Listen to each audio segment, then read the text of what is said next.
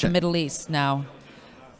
We're just moving the chairs a little bit, but I'd like to welcome to the stage Shibley Telhami, who is the Anwar Sadat Professor for Peace and Development at the University of Maryland, the Director of the University of Maryland's Critical Issues Poll, and a distinguished scholar, teacher, and a non-resident senior fellow at Brookings, and Aaron David Miller, a senior fellow with the American Statecraft Program at the Carnegie Endowment for International Peace, a former State Department Middle East analyst, advisor, negotiator in both Republican and Democratic administrations.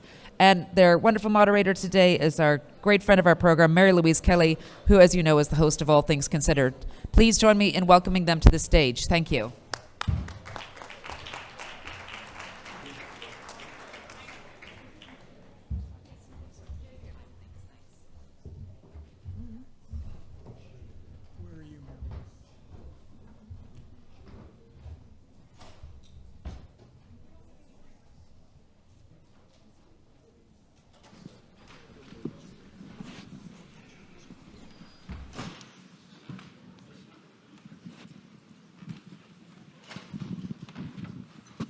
Good afternoon, everybody. We are going to stay right with the path that has just been forged by the session ahead of us, stay on the Middle East.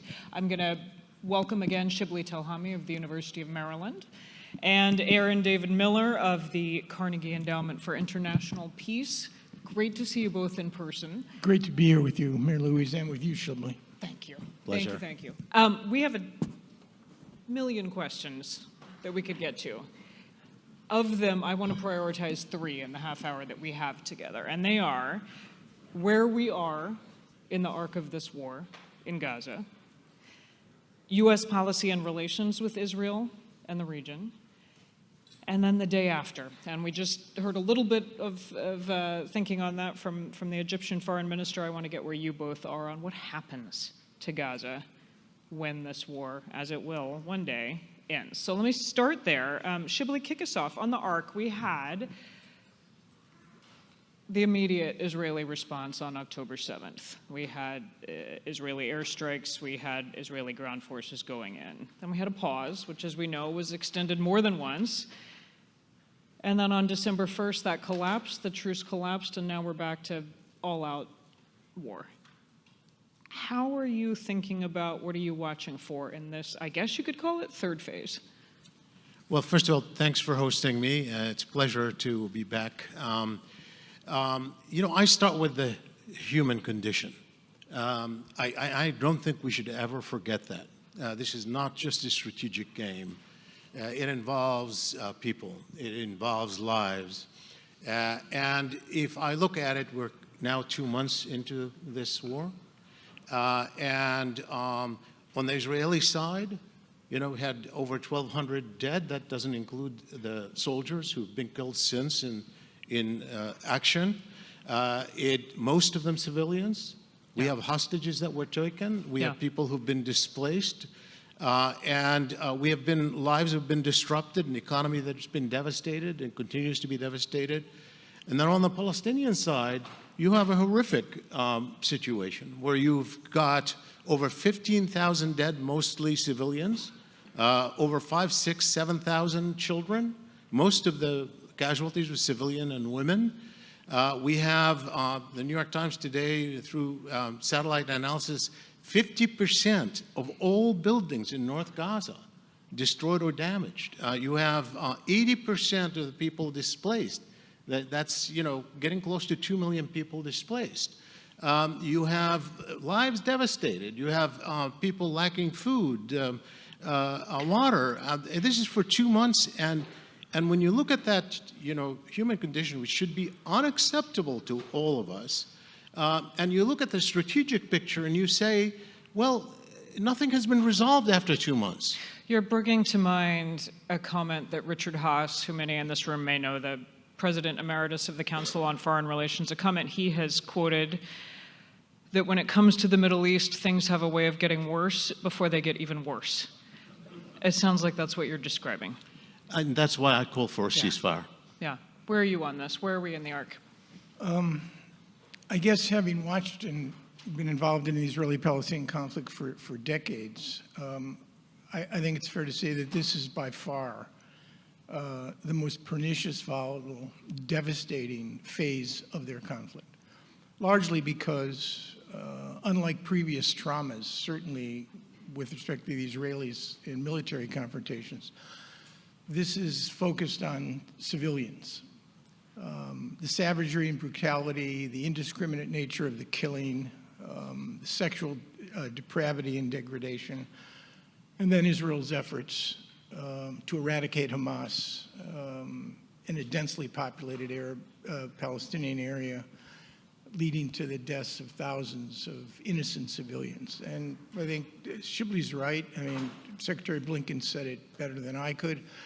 In war, there is no hierarchy with respect to the loss of innocent life. A Palestinian and Israeli life are of equal value. I guess I would, as I would be prone to default to the analytical issue of the two main protagonists in this confrontation.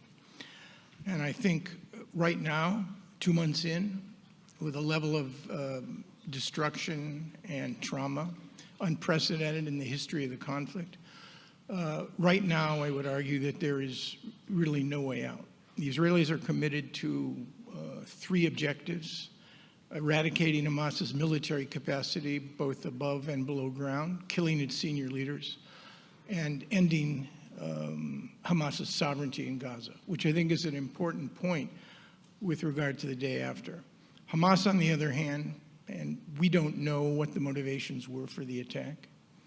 Hamas seems determined and perhaps even hopeful that over time the Israelis will not be able to destroy the 500 kilometers of underground tunneling or anywhere from 15 to 30,000 Hamas fighters. Pressure will grow from the hostage families inside of Israel. Pressure will grow from the international community and from the United States. And eventually, since there is no way out right now, there will be pressure for an indirectly negotiated cessation of hostility. You just said twice there is no way out, which is about as pessimistic a statement as I can imagine making. And I'm struck because I've interviewed you several times in recent months, including after the October 7th attacks, and you were still cautiously hopeful about a two-state solution, about peace in the Middle East. I still am, but merely. How do you square that with there's no way out? I mean, we are in the middle of a war, and when I say there's no way out, and maybe it's a segue into U.S. policy, the 3 unresolved problems, the circle cannot be squared right now in any of them. How do the Israelis pursue their military objectives without injuring and killing thousands of innocents? How do you surge humanitarian assistance into a densely populated area? And in Khan Yunis and Rafah, it's probably anywhere from between 20 to 30,000 humans per square mile. And then finally, what do you do about the day after? Hold on, we're getting to the day. No, we're not going to the day after yet. We're staying on today. Minister Shukri said that it's not important to discuss the day after, or he wouldn't. But I'm not sure that's correct. That's an unresolved question. It's going to have to be we will addressed. get there. Do you want to jump on this quickly? Yeah, absolutely. I think, you know, the problem is the original objective, which is, quote, to destroy Hamas. It's a vague objective, number one, that is hard to understand what it means. And from the beginning, I wrote this immediately after. I said that objective means destroying Gaza. And are we prepared to pay the moral price and the price in international law of destroying Gaza and displacing 2.3 million for that objective? Do the ends justify any means? No red lines, nothing? That can't be the case, number one. And that's in addition to the fact that even if it were achievable at some level, what is going to happen to these millions of new refugees that you're producing? Aren't they going to become militant to replace Hamas tomorrow?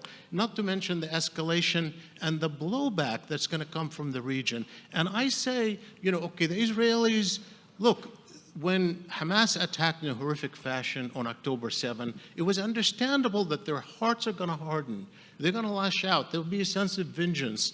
That happens in war. We understand that this is not something unusual. And it was right for the president to say to them, we stand with you. We're going to defend you. That was a moment of vulnerability. But afterwards, the president has to look not only beyond the urge for vengeance and this strategic issue, he has to look after our own interests as the United States of America. And let me just finish that, because this is important. The fact that we're implicated in this, there were always, it's beyond the president's own personal proclivities as interest and emotional empathy. It goes to the interests of the United States of America. We have to protect our interests first. There was always a sense that this could lead to such anger in the region, which it has, that will last for a generation, with a blowback against the United States. There was always a chance for escalation. We see that already when you are going in. That could draw other parties, including Hezbollah and Iran, in a way that would draw the U.S. in. So I think the whole embrace of this vague, kind of aim of, quote, destroying Hamas has itself been destructive. And there's no end in sight because of that. Let me jump in. You're raising the challenge that will be familiar to so many in this room that America faced after 9/11, of how you go after the enemy without creating more than you are killing, and that's central to what's going on right now. I want to open the path you opened to segueing to the U.S. role and responsibility here. Shibley, quickly. Just for the record, Mary Louise asked me why I believe right now, day 62 into this war, there's no way out, and I basically described what I think the motivations and calculations of the two main combatants are. Yeah. It wasn't an editorial comment on what we should do, and that we can leave that perhaps to this discussion. Yeah. Well, let's go there in terms of what the U.S. should do, because Shibley, Telhami, you've been quite critical of how the U.S. has played this so far. If you could whisper into President Biden's ear, do this, what's one thing, what's the most important thing you would like to see the U.S. doing that isn't happening? Ceasefire. And let me just say why. Look, I supported the president on Ukraine to the point that I woke up one morning and I'm on Putin's sanctions list. I'm an expert on the Middle East, but here I was. So I think the president did the right thing. It was also in America's national security and also for our standing in the world. It was the right thing to do. On this issue, he started right by supporting the Israelis and being there in times of need. He hasn't been. His aversion to the idea of ceasefire, I think, is shocking to me. Of course, there's going to be the idea that a ceasefire will be a win for Hamas is, despite of all that happened, I don't understand it honestly, and I don't quite grapple with it. So I think that if I were to whisper in his ear, I would say, swallow hard, put aside your emotions, and push for a ceasefire. The sooner the better. Obviously, there'll be a lot of diplomacy. A lot has to be done on the ground, but you need an opportunity, and it starts with stopping the killing. Aaron David Miller, what do you think? Because you've been more supportive of Biden administration policy so far. Well, I think that it's one thing to be inside and be faced with choices that run from bad to worse, usually. Put your mic a little bit. And in this case, I think that's what we have for the Biden administration. It's another thing, and I've been relatively respectful for the last 20 plus years being out of government, trying to understand exactly what constraints that decision makers are under, particularly now. First, before we decide what the administration should do, let's take a look at what the administration's calculations are and why they're doing what they're doing. I think the president set a frame on October 10th, and I think that frame, whether it's correct or incorrect, is still largely the frame that is driving the conflict. And that is, he said that he would give the Israelis essentially the time, the support, and the space to do what they believe they needed to do with respect to Hamas. Now, that frame has evolved in response to devastating humanitarian situation in Gaza and the exponential rise in Palestinian deaths. At the same time, again, the administration is grappling with three questions. And these three questions are critically important. And if, in fact, the administration had any better answers to these three questions, I think their leverage with the Israelis would actually go up. But they don't. Number one is, how do you pursue a military objective without killing thousands of Palestinian civilians? Number two, how do you surge humanitarian assistance into a war zone? And number three, what do you do with respect to the day after? I don't think the administration has any better alternatives. You can ask John Feiner to answer these three questions than the Israelis do. And as a consequence of that, I think that the president, and I think a lot of this is driven by his persona, listen to what Tony Blinken said to King Charles on CNN last night. In 2 paragraphs, he essentially, I think, summed up why the administration is following the course that it is. And just to make it specific, a ceasefire would work if, in fact, since life is about negotiations and nobody's perfect, a ceasefire would work if, in fact, it was a ceasefire based on mutual and reciprocal concessions. so it would require a lot of persuasion to get there. But if Shibley is in President Biden's right ear whispering ceasefire, you wouldn't necessarily be arguing if you were in his left? I would be pushing back. If Shibley and I had 5 minutes with the president and Shibley was taking the view that we need a unilateral ceasefire, full stop. I didn't see unilateral. I said push through negotiations. This is what you do, is you negotiate a ceasefire, but you make that your priority. No, I think that'd be fine as long as you've got a set of quid pro quos that address critically important issues related to this conflict. And frankly, back to Israel and Hamas again, I don't think these combatants, negotiations work under one of two conditions. There's enough pain on each side, and or there's prospects of gain. It is pain and gain that create the urgency that it's true of Putin and Zelensky, it's true of Arabs and Israelis, it's been true for decades. You need pain plus gain. We have plenty of pain. Yeah. How do you Let me let you respond, and then I'm going to move us on. Well, you know, it's like we're acting as if we're bystanders. I mean, but, you know, we are not only the United States of America, but we're the enabler. I mean, we are just asking for billions of dollars of aid package as the war goes. We're replenishing the stockpiles of weapons and bombs that are going in. We're funding it. We have a lot of weight in this picture, and our interests are at stake, as Senator Chris Van Hollen says today in the Washington Post article that I urge you to read, as is the case with the 13 members of the Senate, Democratic members who are urging the president to create tie-in and conditionality on the aid. So yes, of course, it requires negotiations. Hamas, they're also weak. We think that they're very strong. They are. They carried out a horrific attack. But they probably are looking for a way out too. And so, of course, are the Israelis.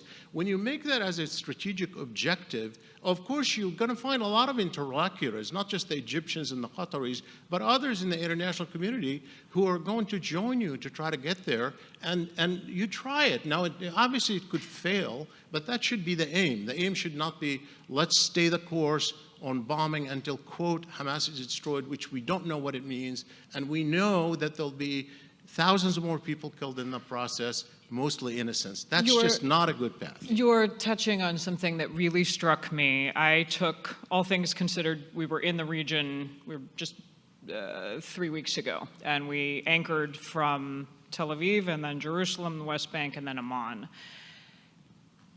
I was stunned by the level of anti-Americanism that we experienced in Jordan, people who wouldn't speak to us because we were American, people who, when I asked who's to blame for what is happening in Gaza, we heard from multiple people, I blame the United States first, Israel second. And I would push back and say, but the US is not in Gaza, so how does that work? And I said, but you're arming them, you're paying for it. You could tell Netanyahu to back down, and he would. You're not doing it. You're more powerful. You're to blame. The boycotts of Starbucks, of McDonald's, you can't buy a Coke or a Pepsi right now in Amman, been pulled from the shelves. Does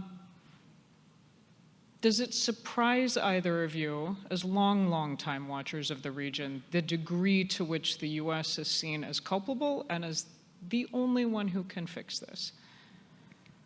It certainly didn't surprise me. I warned about that from day one, saying there will be a blowback, and in part because the scale of it The scale of this, for both sides, obviously look at how Israelis are impacted in an existential way in their own minds. Certainly, the scale of what happened in Gaza and the direct implications, the president said we're 100% without Israel, with Israel, not expressing any real empathy with the Palestinians early on particularly, and then going to a war cabinet meeting in Israel, not even having an interagency process here to consider what we should be doing for our own interests. It implicated the U.S. in a very direct way.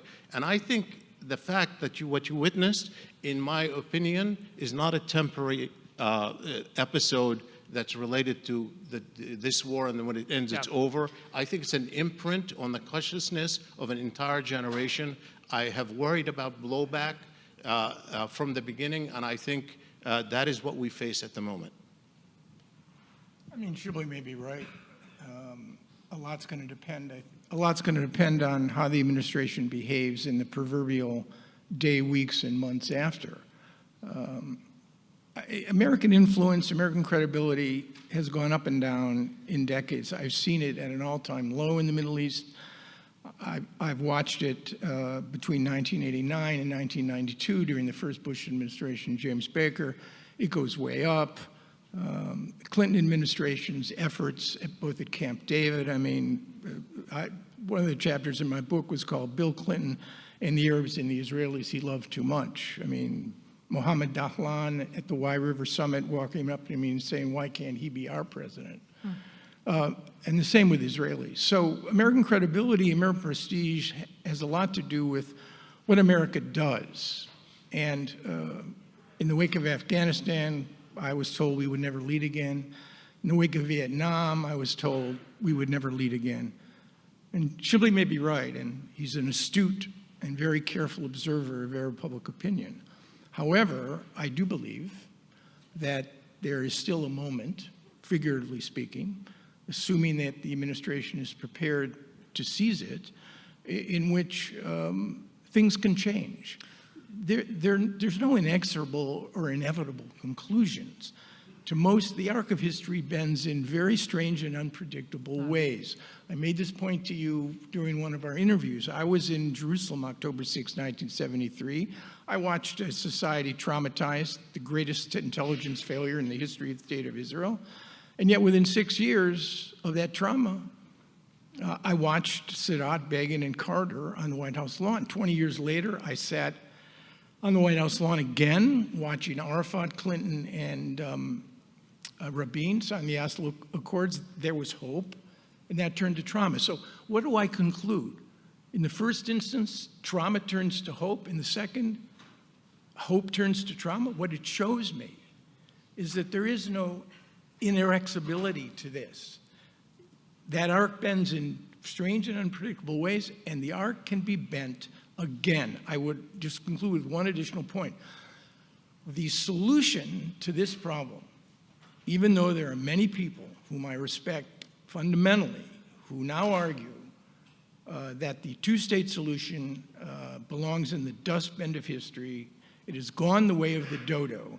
The reality is what October 7th has demonstrated with a terrifying clarity is that Israelis and Palestinians cannot exist and live happily ever after under the same roof in anything remotely resembling a binational state or a one-state solution. Separation through negotiations is the only rational, logical, and still, I would argue, feasible solution to this conflict.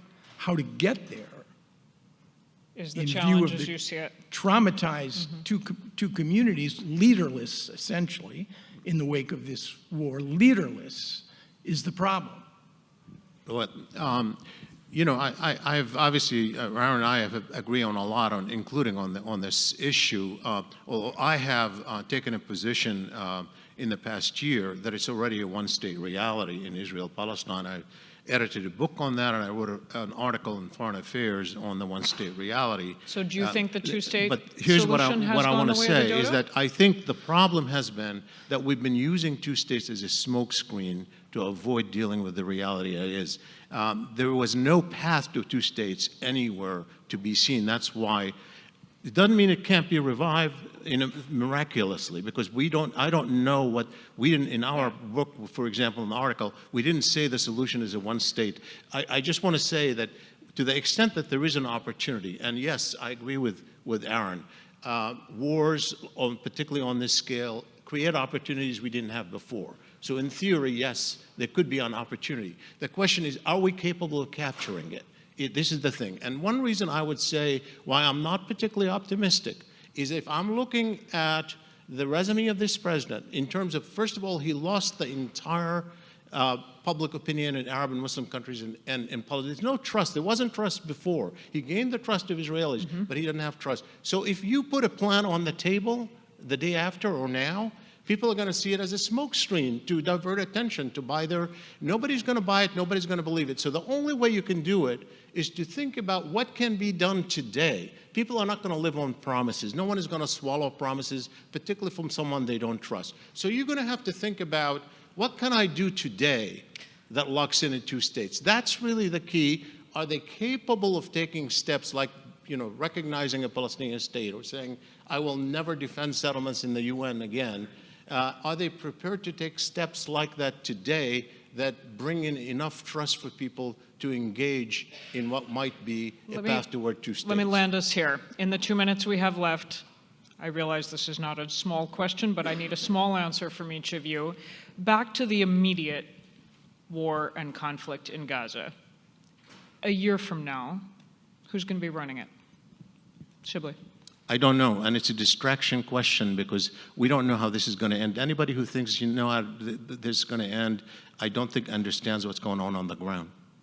Aaron? Richard Haas is right. It's going to get worse before it gets much worse. A year from now, I can make one. A year from now, I can make one prediction: that there'll be no mission accomplished speech given by any Israeli prime minister. Israel will be in Gaza in some form and in some fashion. The real question is, will Hamas's military capacity be reduced to the extent so that its capacity to dictate and control what happens in Gaza in terms of humanitarian aid, in terms of reconstruction, and even, yes, I know it's hard to believe, in the 19th year of a 4-year term, you need Palestinian governance in Gaza. You can't have elections right now. You will need them at some point, but a revitalized PA, Palestinian Authority, if it's cast in the rubric that it's Gaza first, cannot be Gaza only, and you tether it to a serious effort to an end of conflict solution between Israelis and Palestinians. I got 2 40-year-old kids. I'm not going to say that never on this one. I think that was a long version of we don't know that Shibley just offered. Shibley Telhami, Aaron David Miller. We just heard the case for optimism, the case for pessimism, and everything in between. Thank you. Thank you, Mary.